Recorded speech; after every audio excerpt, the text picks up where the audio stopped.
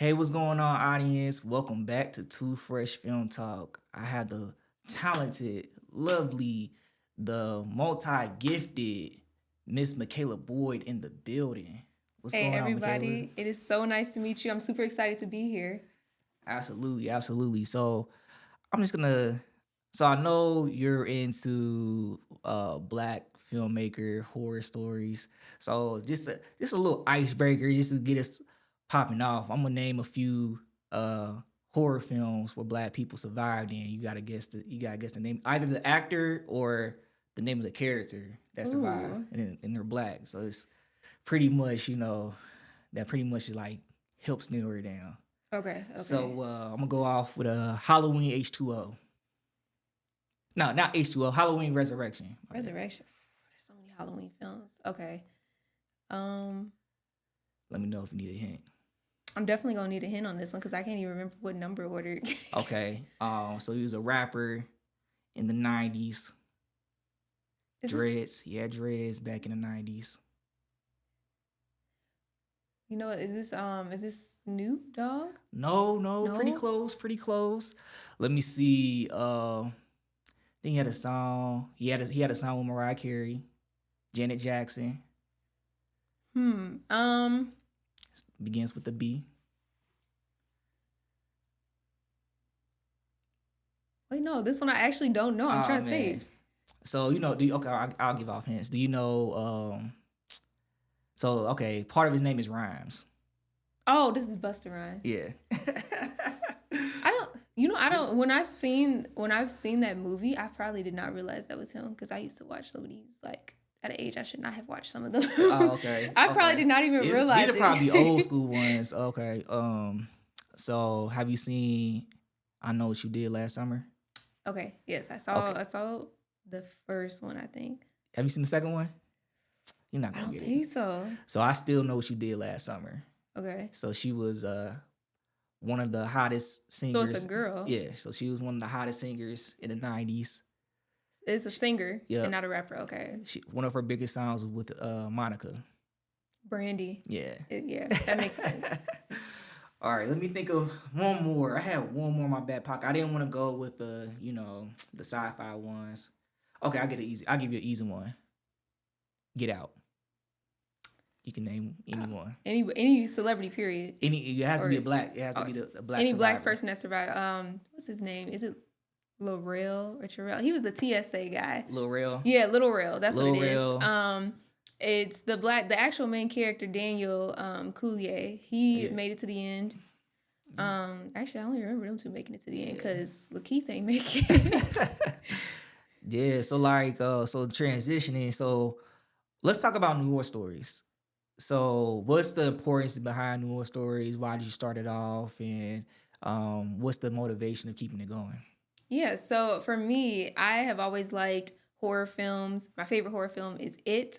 And when I was in film school, some of the stuff that I actually wrote were usually horror films or drama films. How much I mean real quick. So which is it like the original TV series or The the new newer one, one? I think it's 2017 one. Okay. I remember going to the theater with my friend and we were in there and not only was it like it had a good element of scary, it had great graphics, but it was funny too. Like the kids in the Mhm. original movie just made us laugh. Like we're in the Yeah. chairs, we're cackling, spilling popcorn on each other from screaming. Like we just like that movie. So yeah, what I like about that movie, it was kind of like also like a coming of age story as well. Like that one in the original series, I feel like captured Hmm. that coming of age, but also had that horror element to it where you're like, oh man, I'm like, I don't want to be by water because it might just pop out. Like growing up, like the original series, like I remember seeing like I don't know how old you are, but No, I for real. remember I went back and watched the original one because I No, I don't was gonna think I was say born like when I it came remember out. like going to like the video stores like Blockbuster or Family Video and seeing that it cover, man, and seeing that clown. This is before I actually seen it. I was like, man, this clown looks scary just looking at the actual cover. And then the first time I actually watched it, it came on the Sci-Fi channel. It used to come on the Sci-Fi channel all the Hmm. time, the series, and it was like super duper long. But I always liked the part with the kids. Like I can get through that part, but once it got to adults, I was kind of like tuned out a little bit, but yeah, I mean, I actually watched it though. But I'm just saying, like, as a kid, getting through it was kind of rough. But yeah, the newer movie, the first one, that one I really, yeah, that one was like a game changer. I really liked that one. The sequel, I don't know about that one. It's definitely a slow build to the sequel. I think that they definitely told us still a good story, but it's just Mm, such a slow build for it that I mm. feel like sometimes you can lose the audience's attention. And that's to me where if you aren't committed to the story or liking it or know it, you might tune out and check out and be like, no, I'm not watching that. Okay, so like out of 5 stars, what would you rate the first hit? So the first one's an easy 6 out of 5. Like it's Oh, going. That is my favorite. It's the okay. top grossing one for a reason.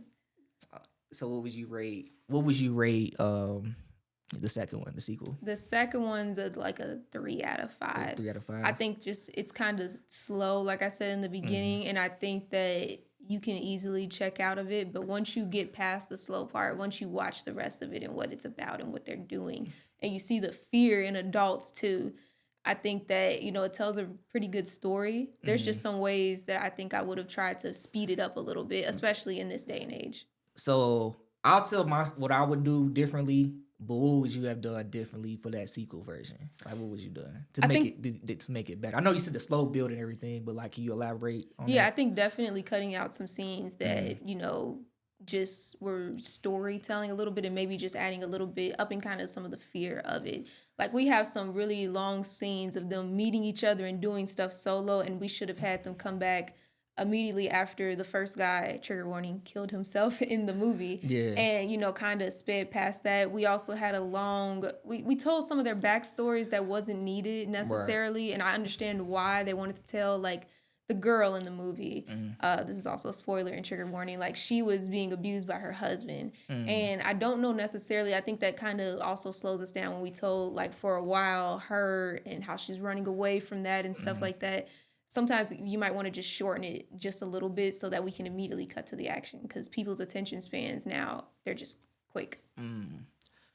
So what I would have done differently, after the first movie, I would have, if I was the execs, I know it's like you want to spit that next one out, but I would have honestly circled back and instead of going the traditional route where you go to chapter two, like I guess if they Hmm. want to go by the blueprint of the book, but I would have like made a trilogy with just the kids. I would have created, maybe talked to Stephen King, hey, what other things could you implement to help, stretch this out a little bit? And then took a break, probably do not maybe not a trilogy, but then you can do the chapter two part Hmm. when they're adults because now it's just like you can still use the same kids if you wanted to because they're more grown up. You know what It's I true. mean? And then you can stretch it out, do a trilogy, take like a 5, 6 year break, circle back, and then stretch out the franchise like that. But I know they're doing like a series now, like a prequel Yes, I am series. so excited for that. Yeah, yeah. I think they announced that, man, maybe like 5, 6 years It ago. was a It feels while like, ago, and then yeah. I forgot about it, and then somebody posted like, "Welcome to Darius coming back in Yeah, 2025," and I'm like, "Oh yeah, I yeah, forgot." I won't say 5, 6. I would say maybe like during the pandemic, It really, I 2020, mean, that's almost 5 years. Like it 2021. was Yeah, 2020. It's yeah, almost been five yeah. years. It's about to be 2025 now. Um, yeah. So yeah, I will. Yeah, I'm looking forward towards that prequel for sure.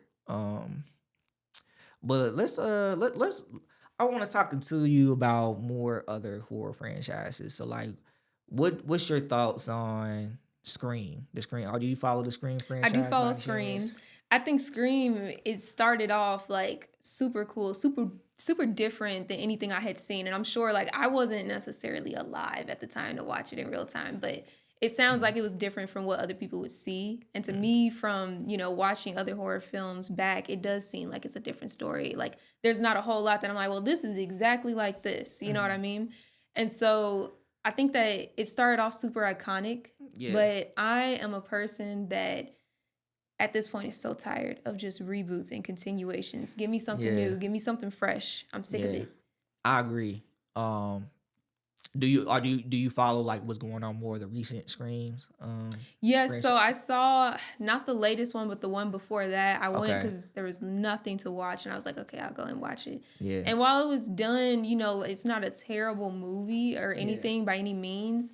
It just kind of was like more of the same. Mhm. It didn't feel like when you watch something that's a fresh new idea. A lot Yeah. of times now, I go and I watch like either indie horror films or just like ones that aren't like necessarily mainstream or Mhm. even from other countries Mhm. because I feel like those are where I get my fresh takes where I'm like, great, it's not like the same repeated story. Like me and my boyfriend, when we first got together, we Mhm. watched it was like a new Halloween movie that came out.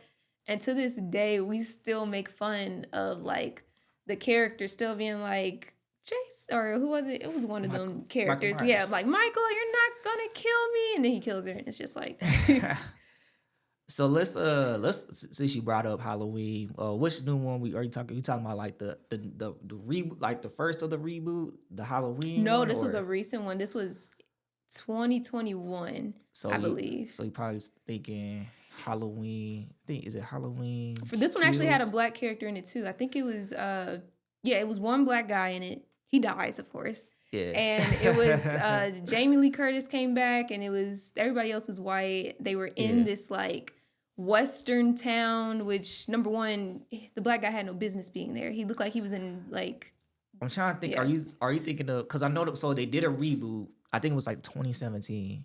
That was the beginning of the reboot, and then they did a sequel. So I think one was supposed to come out during 2020, but then the pandemic hit. Yeah, so whichever one So that one. there was a second one Yeah. with the daughter. We gets the daughter at the end. Jamie Lee Curtis' daughter. No, so he didn't end up getting a daughter. Like it So is it felt the like it was a continuation instead of like a complete redo of the second movie. Like it was just a okay? completely new So movie and Jamie Lee Curtis was older. yeah. So it's so probably the 2017 one then. I think.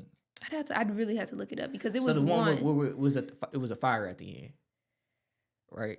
It was an explosion or Yeah, something yeah. that So that one, happened. Yeah. explosion. Okay. Whichever Yeah. one I That one. just remember watching That one was it. good. You didn't like that one? No, I didn't. Because What? I really thought she could have came out alive and it just was like one of those moments where you can't let it go. You can't let it go and run away to live. And it was just like, Jamie? it was Jamie. I'm pretty sure Nah. if I remember it. And now it's been a Nah. couple years, but she literally went back because she's trying to save one of the kids. And she's like, because is this the one? Are you thinking of the one where they were like on the bus for some of it? Yeah, yeah. It Yeah. was on Okay. the So we talking bus. about the same one. Yeah. I felt like Jamie lives on that one. I felt like she literally like died for no reason because she kept being like, "You need to come back here and kill me," and I'm like, "Girl, if you don't run." Man. Nah. Yeah, she lives. I could, yeah. So let's see here. What other movie? Well, I guess I'll ask you what movie horror franchises are you interested in? So some of my favorite franchise is probably the Chucky franchise, Okay. but that one I have my same complaint where it is like, hey, you can stop it now. So do you watch just the movies or have you follow up with the TV I even show? saw the TV shows and I was like, you know what? I was kind of liking the TV shows at first and I was eating my words about, reboots or continuations. And then they gave me the third season and I said, nope, I haven't even finished it because when I was watching that one and they were doing the Man. whole presidential thing, I just couldn't do it. I'm Yeah. sorry. Yeah, it's like some of those franchises is just like because I feel like it's like instilled in you as a child, you have to like see it through. Like Chucky's one of those ones where it's just like pretty short scared pretty much 99% of children growing up. Hmm. Just like again, going to family video, I remember seeing the child play 2, where he had the jack in the box and he had like some type of like tool cutter like right between I the think it was head of the like jack big in the box. scissors. Yeah. Yeah, like yeah. So yeah, like that and Scream for me, I don't know why Scream has me in the chokehold. I remember one time the I don't know why Scream has me in a chokehold, and like when it comes to movies, like I always like tend to watch the worst one over and over again. Like Scream 3, I think because Scream 3, I like Dion Richmond. I was a Dion Richmond fan. Seen him in the Cosby Show Mhm. and seen him in Sister Sister. So I saw it's okay. Got Dion Richmond in it. Of course, he dies.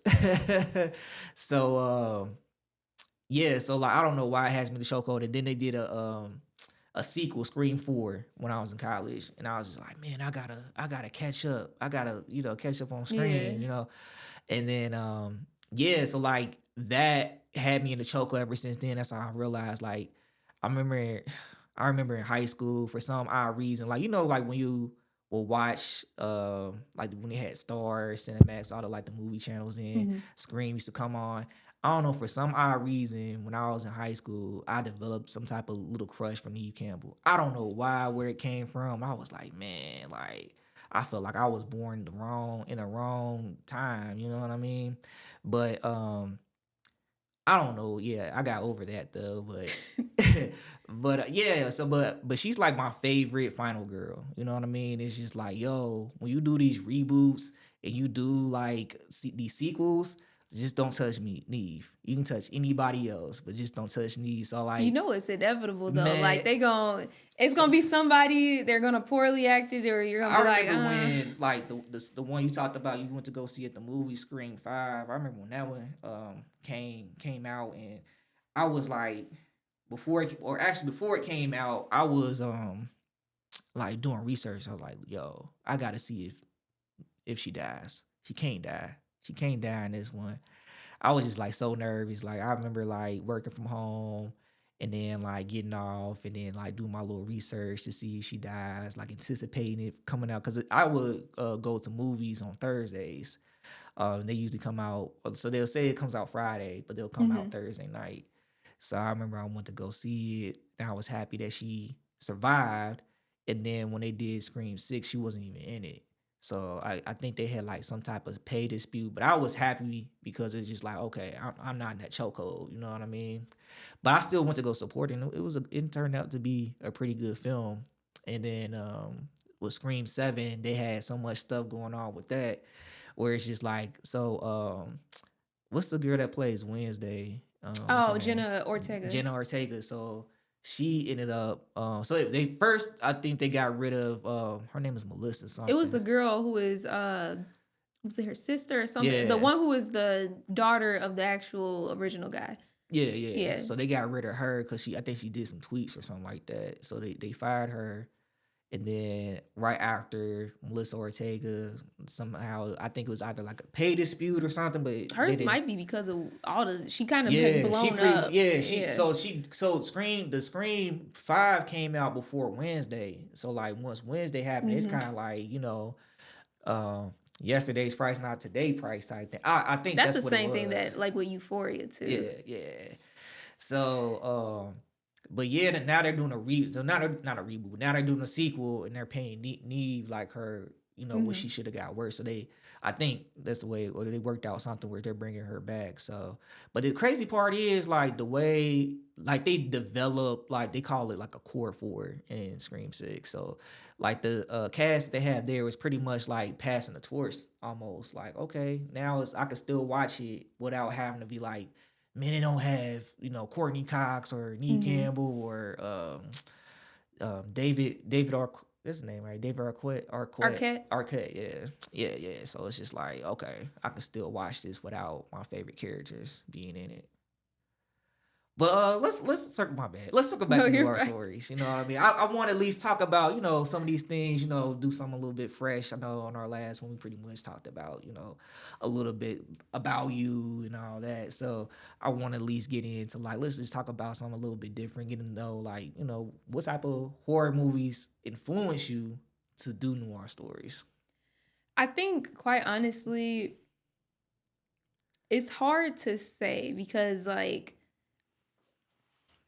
I think I more so looked at horror movies and I was like, I really like, this genre, but I'm Mm, sick of us always dying. So right. like it was more so I saw that and I was like, here's what we're not gonna do.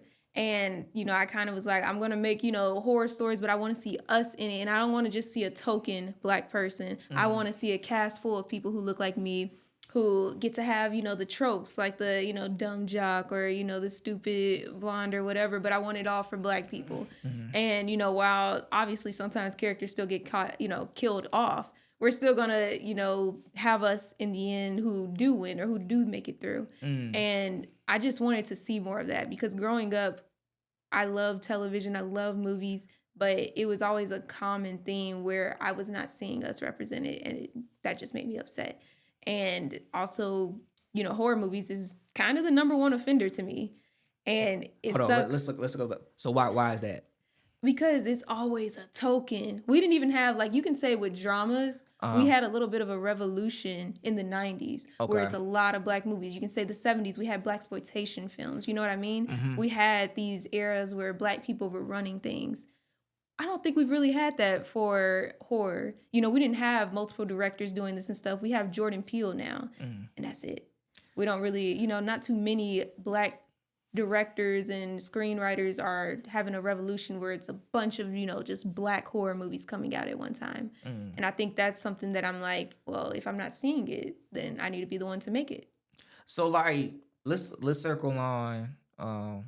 So like I guess let me get what you're saying to see if this is correct. So do you feel like the ones where they have a black character survive? Do you feel like that character is a token, or If would it's you? only one, it's definitely a token. But even if they survive, to me, in this Mm. day and age, we're in 2024 going on 2025, it's not enough. Not for me. Not for most black people. I want to see more black people. I want to see more cultures in general. Like I Mm. want to see different, like I want to see Asian people. I want to see black people. I want to see Middle Eastern people. I want to see, Mm. everybody coming together Okay. and being in these movies. Because a lot of times it is usually just all white, one Asian, all white, Right. one, Middle Eastern, or, all Yeah. white, one Native American, if you're Mm. lucky to even see an Native American. I mean, just to I guess play devil's advocate a little bit. I mean, you do have movies. They are more of a low budget scale, but you do have movies out there. Like I remember seeing a few on Tubi where it is like an all black Mhm. cast, and you do see something like that. So I think we just have to get it on that Hollywood level scale, per se. But I do want to circle back. I know I keep saying it, but I do want to circle back because you brought up two things. So one thing, could you elaborate on token, like the token, Mhm. and then also, why do you feel like that's not enough? What makes you say that's not enough, and why is that important? For me, it's not enough because oftentimes white people, our white counterparts, they get several characters and they can Mm, see themselves in any one of those several characters. mm, But I have to see myself in only the one token black person. And sometimes, if you don't get a black person, well, now I got to see myself in the one person of color or mm, maybe only the one woman. And you don't always identify with that. You don't always relate to the character. That's why I say you want to have some representation out there so mm, that different audiences can relate to that. Also, mm, black people are the number one consumer of media. We should mm, see ourselves more. It mm, makes sense. And there's nothing wrong with getting to see different cultures, different types of black people, not even just an African American, Africans, mm. Caribbeans, you should be able to see that represented on television so that somebody sees themselves in that. Um, I think for me, it's when we do tokens too, sometimes, Mm, unfortunately, they can fall into some of for black women, the three, categories that they put us in. mm. So the mammy archetype, the sapphire archetype, and Whoa. You use it. So oh, for we gotta break our it non down. film our non you got probably have to like use some type of different jargon. So like for our non film people, like can you like I guess break that down to us a little Yeah. bit? So essentially, when we see black people, especially black women, we see three different types of them represented in film or television. And when you really think about it, you can probably name some. So I'll try to go over them. The first one is going to be the mammy, the Aunt Jemima type one. You'll see this, think of in older movies, especially black and white, it'll be the black woman who's usually babysitting or taking care of the Mm, family in some way, that character. Um, the first time I saw it, it was in an episode of Tom and Jerry, and it was the black woman with Oh like the house man. shoes. Yeah, that Yeah. archetype. The second one is your sapphire. So that's usually your one who is seen as kind of the angry black woman who's wisecracking and stuff. If you think about the Jeffersons, what's her name? It's the one girl who's always making fun of Mr. Jefferson and she always got something to say right back. So you see that. And sometimes when it's not on a black TV show, it can come off as, just this angry black woman. And finally, you have your Jezebel. This is the over sexualized black woman. And this can present, as just like a black woman who's like easily coming on to people or everybody wants to be with her. That's your three archetypes. And I want to see more than just these three stereotypes. And usually when there's a token, they're one of those three. For black males, it can be different. But the number one offense is when you make them thugs. And no, I can't get down with that. Or you make them, just like the athlete. It's like, oh, you're just the big black athlete. No, I don't want to see that no more. Okay. Could you give us like some examples, like some movies that you may have seen that has like a token, so that we can probably identify and be like, oh, okay. The one I could think of based on your explanation that came on top of my head was Jason Goes to Manhattan, and it has an athlete, a boxer, and he's boxing Jason. Mm-hmm. And so he's like swinging on Jason, and it feels like he's like getting Jason a little bit, and Jason is taking the blows, and he keeps swinging on him. Camera pans to his hands, bloody knuckles. He's getting tired. He's getting tired. And Jason, he's tired. He's still swinging on Jason. Jason taking the punches, and then he's done. He looks at Jason. Jason gives him a pop, an uppercut right to the head, and his head pops off. And it just flies. I think it flies off of the building or something like that. Something crazy. But like, what horror movies would you say have a token black in it? Would you say? Do you want just a token black, or do you want a token black that fits the archetypes? I guess. Just whatever. Shoot. Whatever. Well, Whatever comes out of your head. if I'm just spitballing, I do love it, but I do have to recognize that there is one token black person. There's only one black guy in it, and I feel like for this one, I get it a little more because of the time period that they're supposedly in. But it is like when it's made in a more recent area and you have not taken it straight from the book, you've updated things. There's sometimes things we could update about this. Because I believe they changed it to be set in the 80s and then, 27 years later, it's the future instead of how they did the 50s before. Yeah. I think you could have showed black people in the 80s and it still could have been okay. It's not, like we could have only had one black person, or honestly, you could have had even multiple cultures. I mean, that's true. I mean, but I'm pretty sure during that time, you could still move to areas where it's just like you're the only black family there. But I think it's also you have to know who your audience is and kind of like pander towards them.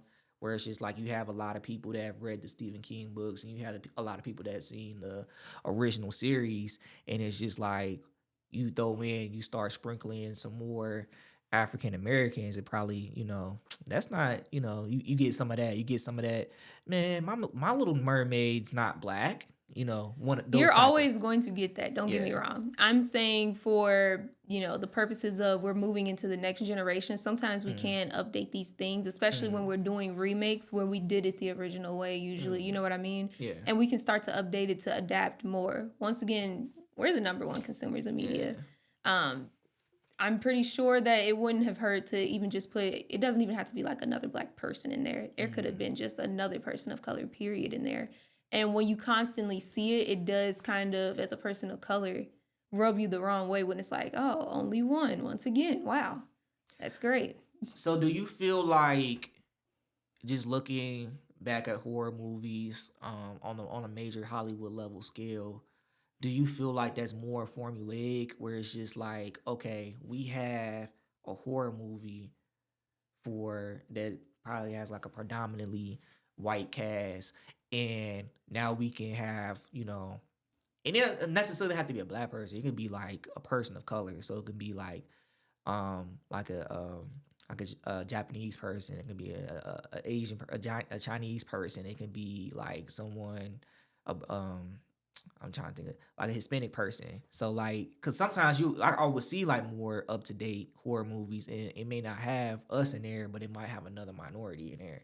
So do you think that is like coincidental, or do you think it's formulaic, or what's your thoughts? I think it honestly depends on like the studio or who's behind it. I think Mm-hmm. sometimes people just are like, okay, we got to put some form of token in there. If they see any type of PLC, they'll relate to it. They'll be Mm-hmm. fine, which isn't always true. We can't always relate to But do any you? color like a person. So when I think about that, sometimes I'm like, well, because making movies is a business, so you have to have some type of target audience. So when it comes to these particular films, do you feel like we're the target audience for those films, or do you feel like, okay, we have this is our target audience, but we're gonna sprinkle this in so that way we don't have like any like PR backlash or anything like that. What's your thoughts Sometimes on there's a that? PR, there's something they do because they don't want a PR backlash, and Mm, sometimes they don't do it because they once again don't want a PR backlash. mm, Just like with the Little Mermaid, lots of PR backlash, even though there was nothing wrong with casting her. They never said a color, for what the Little Mermaid should be. However, I'll say this: you may think that your target audience is just going to be the same people who have always showed up and watched the movie when it's been all white in one token. But mm, until you experiment and try and see what it can do, you will never know. The Blackening is a great example of that. It did really, mm, really well with an all black cast. It yeah. showed black people can come out to see horror movies. Mm, Another one, Girls Trip, okay. did exceptionally well with an all black, female main cast. Mm-hmm, And they didn't think it was going to do well compared to a similar, very similar movie with an all white girl cast. It did mm, insanely better, and it shows that we can come out to the movie, mm-hmm, especially when you give us representation. And I bet there's examples for other races and other ethnicities yeah. that when you show them or when you mix us all in, you'll You're right. probably get more people. I think there's a lot of people afraid that they'll offend somebody by including more minorities because they'll be called woke or something. Yeah. But I think that as a business, you should try to be inclusive in the fact of just including actors in general so that more people will want to come to the movies, because I can tell you from experience, Mm, me and my minority friends are tired of seeing movies where it's an all white cast. We're sick of mm, it.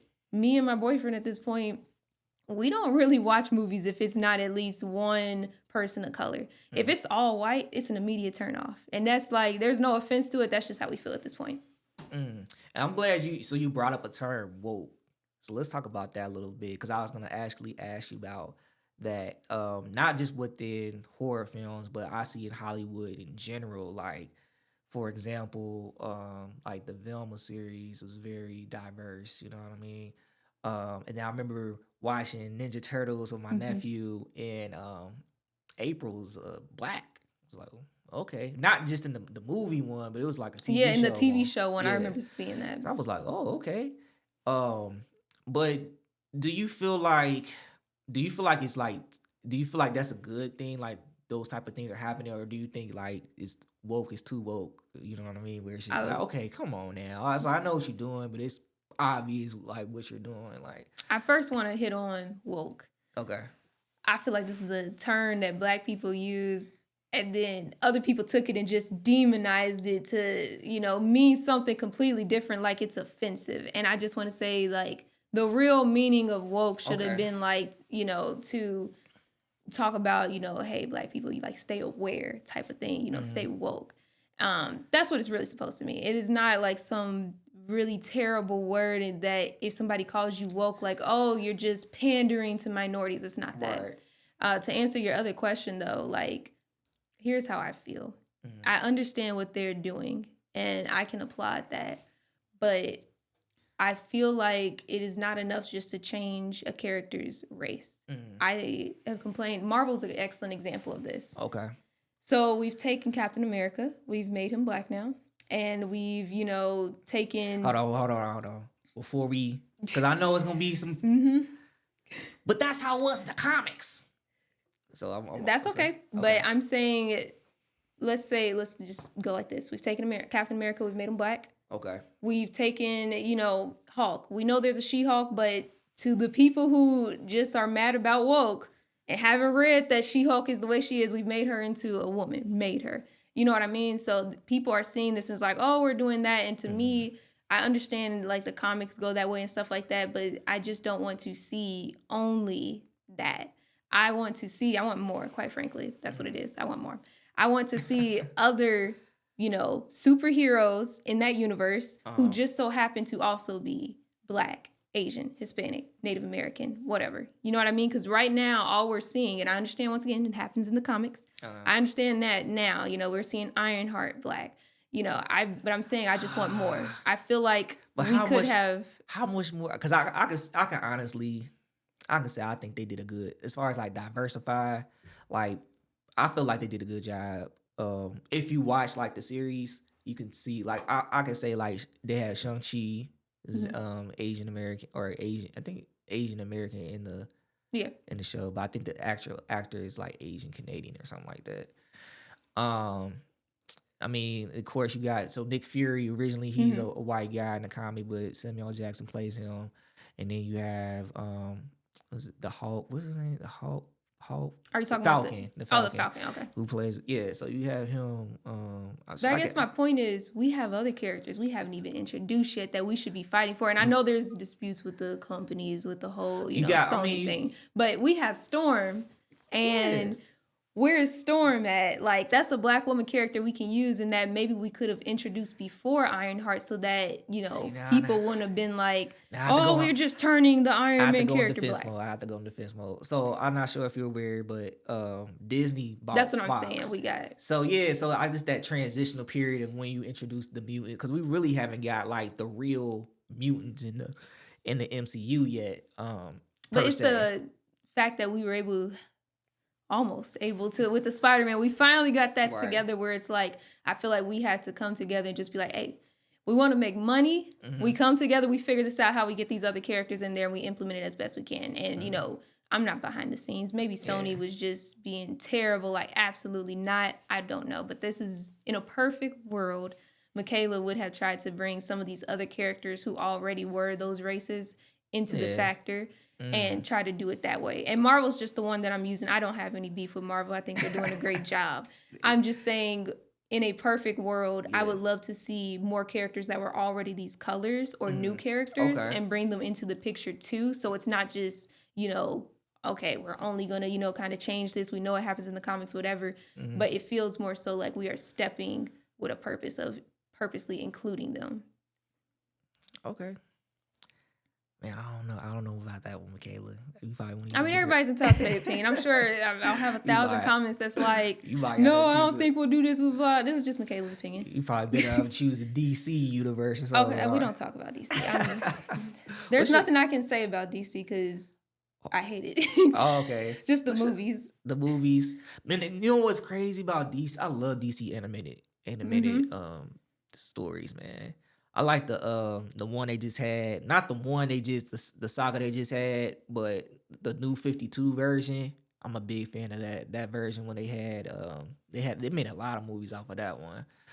But this new one they had what's it called? Crisis on Infinite Earth. That iteration of it, and it's like it's okay. I haven't seen that one. Okay, you got HBO Max. Mm-hmm.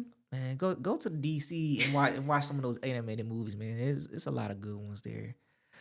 But yeah, man, let's I know we keep saying this. Let's circle back to Noir Stories. So let's talk about Noir Stories. I know season two coming on. Let me before we get into that. Sorry to delay. Let's talk about like so we had a black film series here Cincinnati, Ohio, Walnut Hills Library. Shout out to you guys for having that for us. And we had Screen the Babysitter, which is one of the first episode of Noir Yeah, this is Stories, the right? first. Man, so this is a keeping it real moment. Okay, I'm gonna keep it real with you. All right. So I went in there, we screened our films. So my film Out of Bounds went first. And then I think Josiah Johnson's that film is called Conviction. That one went second. And then we screened another film of mine. It's called Percentage of Love. That one went third. So we saved yours for last. You weren't able to make it, so we just said we're gonna put Makayla's last. So since she wasn't there for the Q&As, shouldn't have done that.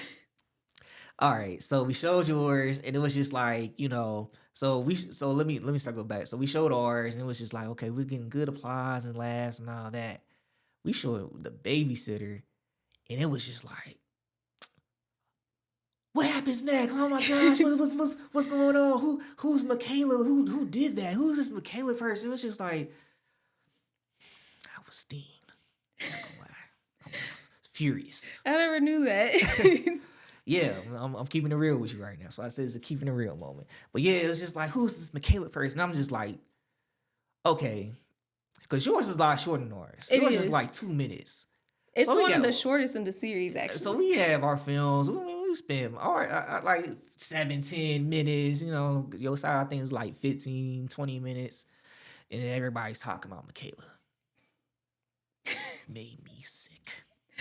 No, I'm just kidding. But yeah, like, I was just like, man, like that was the babysitter. I really like the babysitter because it was like it got quick to the point, and it is like that. What happens next? So it is like, yo. So one question. So is there gonna be like because I know you have an anthology series Hmm. where it's just like with the anthology series, you tell one story, that's it, you move on to the next story.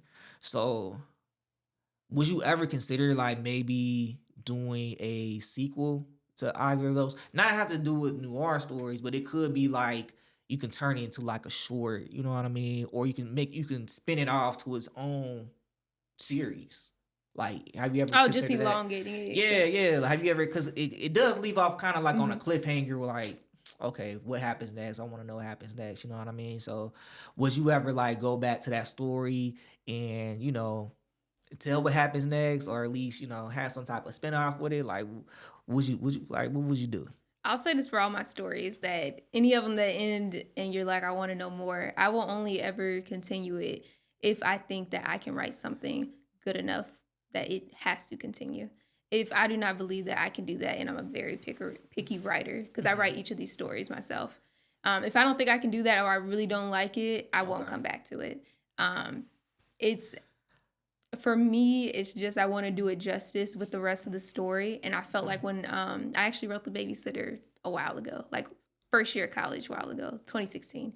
And I just, I stopped it there and I was like, you know what? This is kind of the scary part is you don't know who's coming, through the door. And I wanted to, kind of leave it at that for like the scariness of it. And if I was to ever continue it, Mm, I will say that it would have to go in. I know right now it seems like just kind of a realistic type thing. It mm, would go supernatural, but I'd have to figure out like how supernatural would I want it to be. I wouldn't want it to just be like, and then a ghost comes through the door. No, I want some type of, element. And I'd also mm, have to have the budget for special effects and stuff like that. Like I'm never going to do something and then it's like terrible fire shooting out of people's hands. Like it has to look real. It has to be good. mm. Okay. So so as far as like the writing process, so what comes to mind, I think about like Tyler Perry when he writes his series. I remember one time he did a viral video and he had a whole bunch of scripts that he wrote himself and he said hashtag work ethic. So, so let's circle to noir stories, the babysitter in general. So since you said like, okay, um, if you don't feel like you can write something um, that will make it good, would you ever consider like if someone had like an idea or someone was like, hey, you know what, I seen your film The Babysitter and I wrote like a spec script to it. Like, would you and you reading like, oh, okay, this is pretty good. Would you ever consider that person's idea and shooting something for it, or you just like, nah, I write my own stuff? Or For me, I would definitely consider it. I'd want to see the business of it. Like, what are the logistics of filming it? How much would you, want to get paid? Am I buying it? I just need to see the actual logistics of it. But as long as I liked it, I could see myself definitely like wanting to collaborate and make it happen. okay. So it's Noir Stories. All those stories are written by you. All of them are written by me. Would you ever do a story that's written by somebody else, or it's just like that's my baby? That's it's all me. Hmm. It would have to be a very special story for me to like take it and kind of include it. And it definitely has to fit with kind of like, I would say, my theme of it kind of being horror. Like if you did something that was probably more of a sci-fi thing, I might be like, no, this isn't really fitting my, theme kind of like I want it to just kind of be horror. Sometimes I want it to be really anywhere in horror, but if it just doesn't feel like it's horror or like thriller at least, Hmm. then it wouldn't fit. So I would have to be like, no, maybe not here, but maybe like we can just make it into its own thing, period. Like I'm always willing to work, but it needs to, either fit in the right category or maybe we just make it ourselves for its own, special thing. Sometimes it's just special for itself. So so not Noir Stories. So yeah, Noir Stories. So season one, how many episodes does that have? There was 4 episodes. Four. So there's The Babysitter, Okay. there's Imaginary, Okay. Big Smile, and The Sleepover or The Best Sleepover Ever. Okay. And so why just 4 episodes? Why not more episodes and just Quite what's honestly, um, there was just I had a year basically to mhm, make everything, and being in grad school and working full time, that's what I had enough okay. time to do. So there would have been more, but I just did not have enough time to get all the stories out that I wanted to.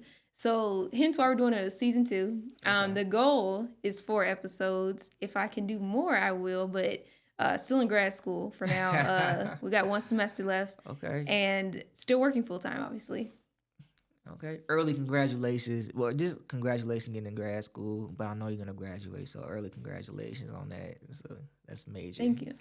So okay. Well, which episode was the hardest to write, would you say? Mm, For season one? let me think about that. I would think to me, I know you can answer, but I would think if I had to guess, maybe best sleepover ever, is that the name of the episode? Yes, I would think that one because that one had the more of a cast, right? The most cast members. that definitely had. Yeah, that had the biggest. I would say That was your longest one too, wasn't it? it was no Imaginary is the longest because that Okay. one's like 16 minutes. I don't think I've seen Imaginary. That's another. Okay, so it's definitely going to be between Imaginary and The Best Sleepover Ever. I'm going to lean towards The Best Sleepover Ever just because I remember when writing it, I was trying to think of in real time who's going to be the killer. Mm. So I'm kind of writing this. I'm thinking of everybody's like possible motives and stuff. I'm kind of making each of the girls bitchy, kind of, so that it's kind of like it really could kind of be any of them. And I think that one, once I finally, because it definitely took me the longest to write, but once Okay. I finally had an idea of where I wanted it to go, and I wrote 3 separate like drafts of okay, what if it's this character? No, what if it's this character? Mm. And once I finally settled on the one I liked best, and I went back and rewrote it and kind of added in little moments where you could kind of try to put together who it was. Mm. That's how I came together with that one. But that was probably the toughest one to write next to Imaginary, Mm-hmm. just because it was like I got to figure out who's gonna be the killer and why. So would you ever so if you had to do like another thriller horror story where it's like who done it, would you take that same process or like what elements have you would you take with you and what things have you learned from that and what would you apply on the next one for someone that's like, hey, I want to write a murder um mystery, but they may have that writer's block where it's just like I don't know which character I want to make the killer or which one will have the best impact from the audience. Like, oh, okay, I didn't see them coming. So, what will be your next approach, or what advice could you offer? I really sat there for a while, and that's what took so long to write that one. Just sitting there, like, okay, who can do it? And what really actually helped me was when I did narrow it down to like 3 of those characters and actually fully write what it would be like if each of them did it. And Okay. by just writing, I got more ideas. And honestly, you just sometimes, for me at least, I have to write through it so I can see what makes the most sense to my brain. And excuse me, sometimes like you write it and you're like, oh, I absolutely hate that. That's terrible. And then eventually you write the one and you're like, yes, this is it. Let me, refine some things, but this is the character that makes sense. Mm, okay. So let's talk about like how you cast for these projects. So if I'm someone that's looking to start getting the film, and I'm like, man, I got this script, but I don't know who to cast. I don't know where to start. So what was your casting process for Noir Story season 1? And then how did you apply that to Noir's series season 2? What have you learned from that first casting process? Are you still using that same casting process, or have you learned some things to help with you getting people casted for these roles? So for me, sometimes I use it's a website called Backstage, and it can help you Mm, narrow down like the actors that you want. It can tell you like if you're looking for male or female, if you're looking for a certain height, if you're looking for a certain race. It just lets you narrow it down that way. And I was like, I want Cincinnati or Dayton area people because that's not too far away from each other. hmm. Another one I use, I'm in like Cincinnati Facebook groups for actors and filmmakers. So sometimes Okay. I'll post my casting call and it'll have a short description of the short and essentially each of the characters, and I'll put it in there and I'll tell Hmm. them to message me that way. I also put it on my Instagram, so because I'm now, I'm fairly acquainted with quite a few actors. So, they'll message me if they're interested. But if you are fresh, just starting out, I really Hmm. recommend Backstage and doing it like Backstage. that. Okay. When I very first started doing web series, my Done in the Dark one, Hmm. that is where I found a lot of my actors. Okay. And so could you like elaborate? So how does backstage, how does that work? Is that just a Cincinnati thing, or is that like a nationwide thing, or how That's a does that work? nationwide website. And Okay. if you type in like backstage.com, you can go in there, make a profile. You can make like a project title. And for example, mine would say Noir Stories. And I would make a profile for each of the characters that I'm casting. So for the babysitter, it Mhm. would be like, Mr. and Mrs. Williams. It would be Brianna's character, Jasmine. It Okay. would be the little girl. And then people would look through all of the roles and they'd be like, oh, okay, I like this one best. I'll audition, and you can, message them, and you can put like a Zoom link for where you want to meet, stuff like that. So the young lady that was in the babysitter, did you get her through backstage, or how did? No, so let me think. How did I? I'm trying to remember because we shot that actually like November of 2023, so it's been a Okay. minute. Oh But yeah. that one might have been through Instagram, Instagram. Okay. maybe. If it wasn't, if it wasn't Instagram, then maybe it was Backstage. But Okay. I'm trying to think. I can't remember because it was like a full year ago. So you post on a Facebook group, say, "Hey, I'm casting for Noir Stories. Here's the character description. I'm John Doe." I'll reply back to Makayla, "Hey, I'm actor. Da da da da." Like, what's that conversation like? What things are you looking for? How what things are you looking for to cast a person? Like, what's a typical reply? So once you reach out to me, I'll introduce myself and I'll explain that I'm holding auditions, Hmm. and I will work with you to either send you a link on Sign Up Genius for different dates that you can sign up for. If none of those dates or times work, then we can just message and discover what works best for us. Hmm. I'll send you the Zoom link. You'll hop on and I'll send you a part of the script. We call it sides.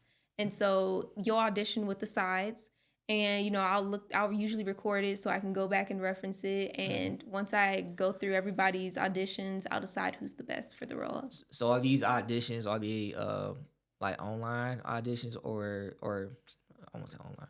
Are they in person auditions? Are they like online auditions, or are they like self tape auditions? How does that work? So I do virtual Zoom auditions for the most part. There Okay. was for Imaginary, I did do two self-take ones when I was experimenting with a different website because for this one I was looking for children. Yeah. And when you're looking for kids, I don't want to speak to the kids. I want to speak to their parents. Right. Make sure they know what they're Right. doing. So if it's for kids, sometimes you do want to do just a self-take. You don't want to be talking to the kids. Mm, okay. So what do you feel like is more, are you more successful with? Do you think you feel like you're more successful with in person or self tape? Um, or is it did I haven't done any in person in a while, so self take or Zoom, but I like to do Zoom because sometimes a lot of people can get really nervous, and I like to just be like, "Hey, it's okay," Okay. like So like chill. in real time? Like, And then I okay. can read the other part off. So if it's like two people in the scene, I can read that other part off to you, so you don't have to like sit there and take a pause. Hmm. I try to also, if you have any questions about it in the beginning, I can answer any questions you might have. So that's why I prefer a virtual Zoom one. Okay.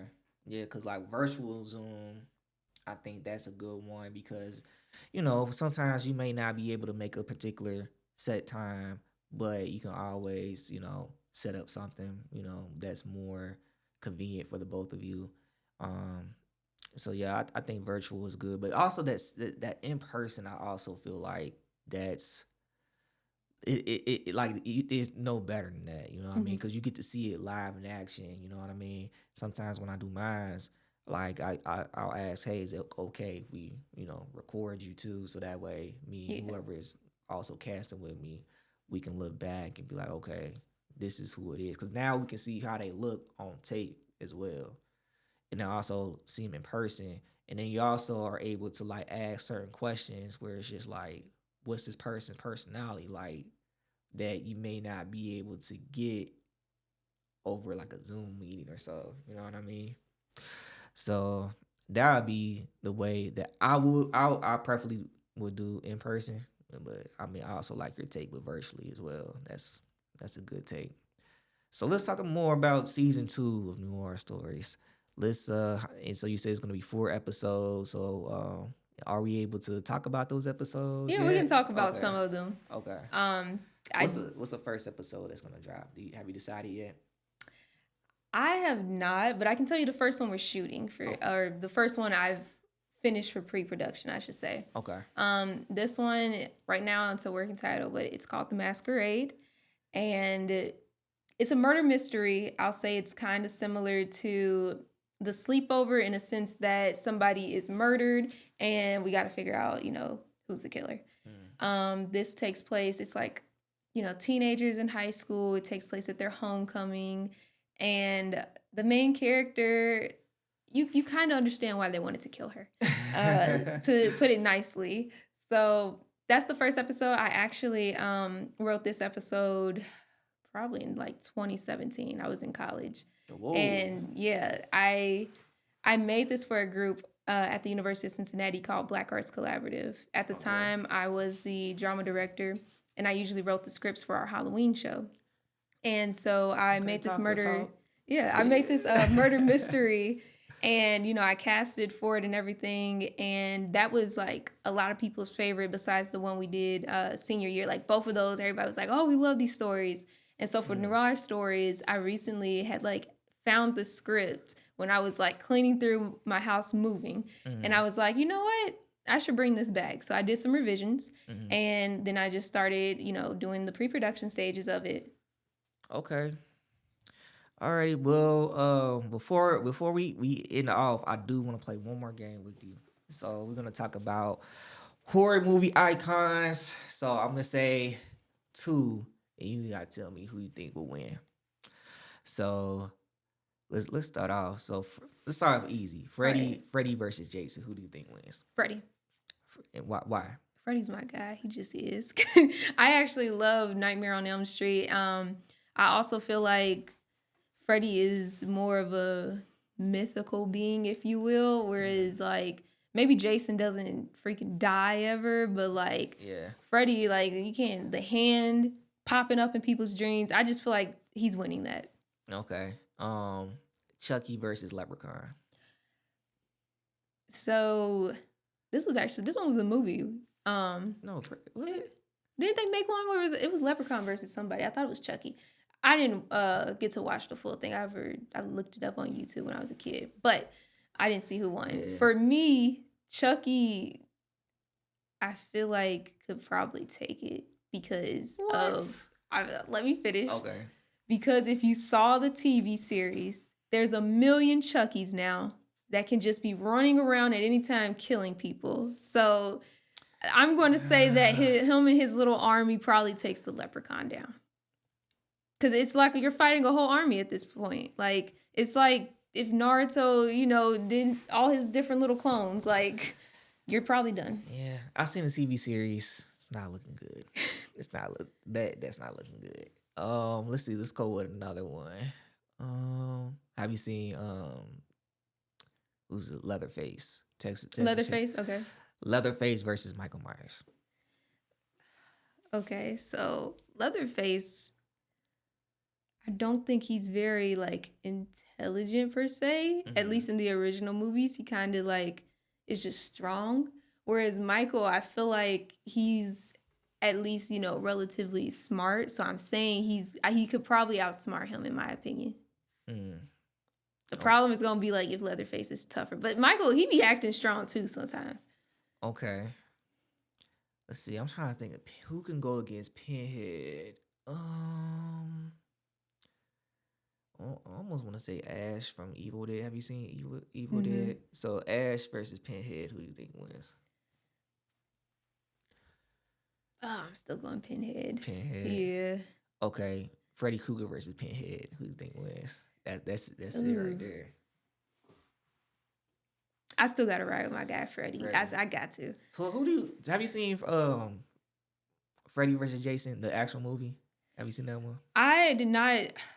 I did not fully watch that, and when I was watching it, like I said, I was YouTube. I was probably 12, trying to Okay. sneak and watch it. Yeah. Has Kelly Rowland in that one. It's probably one of those token ones you talked about.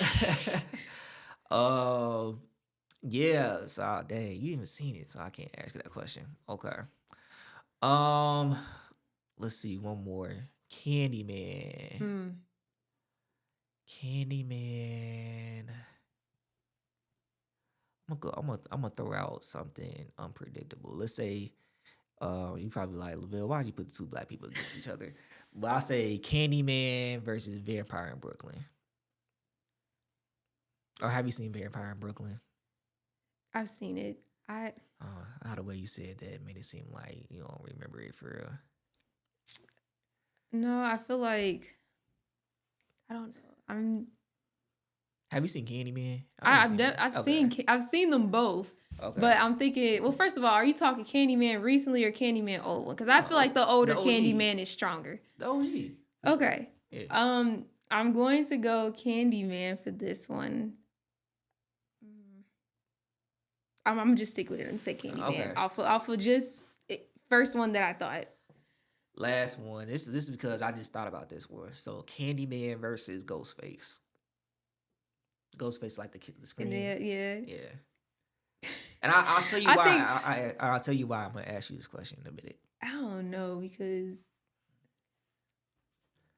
I feel like Ghostface always, but then again, he's a normal person. Right. So, because I was gonna say Ghostface just be coming out of nowhere, just Yeah. But he's a normal person, so that's gonna make me choose Candyman just because now he's once again kind of I guess I think I'll go Candyman. Okay, so the reason I asked that, have you seen like any of the probably haven't. Have you seen any of like the Scream TV show series? Yes. Have you seen like the one with Keke Palmer?